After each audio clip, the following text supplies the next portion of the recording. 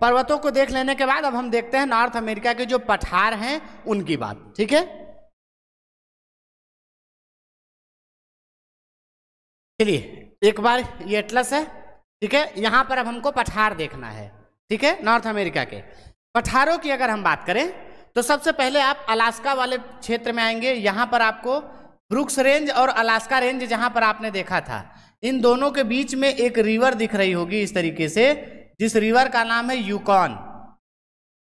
Yukon river के पास, Yukon river जिस क्षेत्र से होकर गुजरती है वहां पर एक पठार स्थित है जिसका नाम है यूकॉन प्लेटो। ठीक, तो ब्रुक्स और अलास्का रेंज के बीच में आपको एक पठार मिलेगा जिसमें से यूकॉन नदी होकर गुजर रही है। उस पठार का ही नाम है यूकॉन प्लेटो। ठीक है, यूकॉन प्लेटो की अगर हम बात करें तो इससे यूकॉन नदी होकर गुजर रही है और ये जो यूकॉन नदी है वो आकर अपना जल विसर्जित करती है इस बेरिंग सी वाले क्षेत्र में। ठीक, इसके पास यहां पर अलास्का के तट पर अगर आप देखेंगे तो एक बड़ी सीरीज मिलेगी आपको आइलैंड्स की जिसका नाम है एल्यूशियन आइलैंड। एल्यूशियन आइलैंड, एल्यूशियन आइलैंड्स की बात करेंगे। ढेर सारे यहां पर अलास्का के नीचे ढेर सारे छोटे छोटे द्वीप हैं। यहां पर अगर आप देखें ये ऐसे पतले हुए निकले हुए हैं। ठीक, वो सब मिलकर एल्यूशियन आइलैंड का निर्माण करते हैं। ये एल्यूशियन आइलैंड जो है वो दुनिया का सबसे बड़ा फेस्ट्यून का उदाहरण है। फेस्ट्यून, फेस्ट्यून क्या होता है? तो फेस्ट्यून होता है बेसिकली जहां पर कई सारे एक्टिव वोल्केनोज एक साथ पाए जा रहे हों, उनको फेस्ट्यून्स कहा जाता है। ये दुनिया का सबसे बड़े फेस्ट्यून्स का उदाहरण है।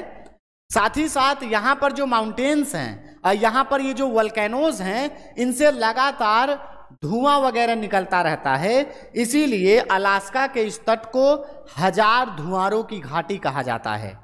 ठीक है, वैली ऑफ 100,000 स्मोक नाम से जाना जाता है इस अलास्का के कोस्टल एरिया को।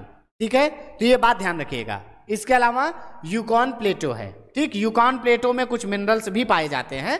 ठीक है, तो यूकॉन प्लेटो हो गया। यूकॉन प्लेटो के अगर आप नीचे की तरफ आएंगे तो नीचे की तरफ आपको एक नदी मिल जाएगी जिसका नाम है कोलंबिया।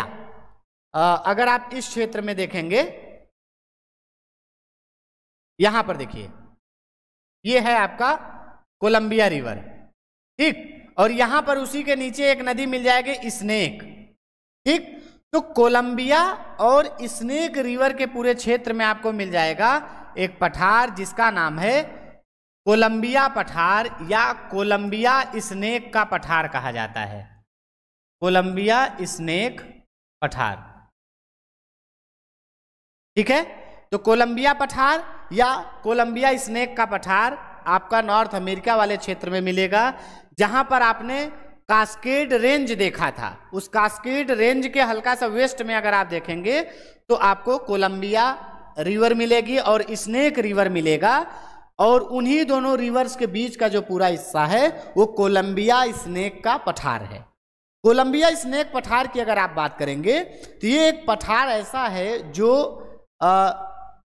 बेसाल्ट के फ्लो से बना है, यानी यहां पर नीचे एक वोल्केनो पाया जा रहा था जो शांत टाइप का था, यानी जहां पर रिफ्ट पाया जा रहा था या दरार बना था और उस दरार से होकर लगातार मैग्मा निकल रहा था। उसी मैग्मा के इस पर फ्लो कर जाने से जो पठार बना है वो कोलंबिया स्नेक का पठार है। ठीक है, कोलंबिया स्नेक के पठार के बाद अगर आप नीचे आएंगे तो जहां पर आपने सियरा माद्रे ऑक्सीडेंटल और ओरिएंटल देखा था उसके बीच में अगर आप देखेंगे तो मैक्सिकन प्लेटो आपको मिल जाएगा, मैक्सिको का पठार। ठीक है, तो सियरा माद्रे ऑक्सीडेंटल और ओरिएंटल के बीच में आपको मिल जाएगा मैक्सिकन प्लेटो। मैक्सिको पठार की बात करें तो मैक्सिको का जो पठार है वो दुनिया में अपने सिल्वर माइंस के लिए फेमस है। चांदी के उत्खनन के लिए, चांदी का प्रोडक्शन बहुत ज्यादा होता है, और इसी में अगर आप देखेंगे मैक्सिकन प्लेटो में एक प्लेस आपको मिल जाएगा यहां पर जिसका नाम है चिहुआहुआ। चिहुआहुआ ये चिहुआ हुआ जो क्षेत्र है ये सिल्वर माइन है, दुनिया का सबसे बड़ा आप कह सकते हैं। तो चिहुआ हुआ सिल्वर माइन के रूप में फेमस है, जो मैक्सिकन पठार में स्थित है। तो मैक्सिको का पठार बेसिकली चांदी उत्पादन के लिए फेमस है, जहां पर चिहुआ हुआ सबसे बड़ी चांदी की खान है। ठीक, तो ये मैक्सिकन प्लेटो हो गया। मैक्सिकन प्लेटो के आप दूसरी तरफ जाएंगे तो आपको मिल जाएगा कोलोराडो प्लेटो। यहां पर देखिए ये जो ग्रेट बेसिन लिखा हुआ है, कोलंबिया स्नेक के जस्ट नीचे अगर आप देखेंगे तो आपको मिल जाएगा ग्रेट बेसिन पठार। ठीक, ग्रेट बेसिन के हिस्से में ही अगर आप देखेंगे तो एक नदी आ रही होगी इसी ग्रेट बेसिन से, इस तरीके से कोलोराडो, इसी वाले क्षेत्र को कोलोराडो पठार कहा जाता है। ठीक है, तो कोलंबिया स्नेक पठार के नीचे ग्रेट बेसिन के ही क्षेत्र में अगर आप देखेंगे तो कोलोराडो पठार दिख जाएगा। कोलोराडो प्लेटो लिखा अगर नहीं दिख रहा है तो ग्रेट बेसिन के पास में आप देखेंगे एक रिवर है जो कि कोलोराडो है, वो रिवर यहां से निकलकर गल्फ ऑफ कैलिफोर्निया में आकर गिर रही होगी। ठीक, तो वो रिवर जिस क्षेत्र से गुजर रही वही क्षेत्र कोलोराडो पठार का है। तो कोलोराडो पठार हो गया।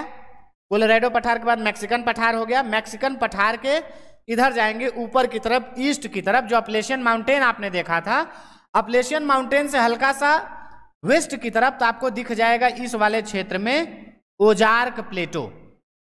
ठीक, ओजार्क प्लेटो, ओजार्क पठार।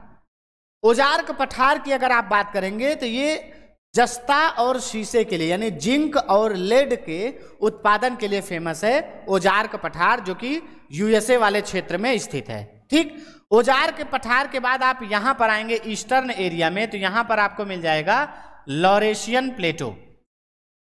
लॉरेशियन प्लेटो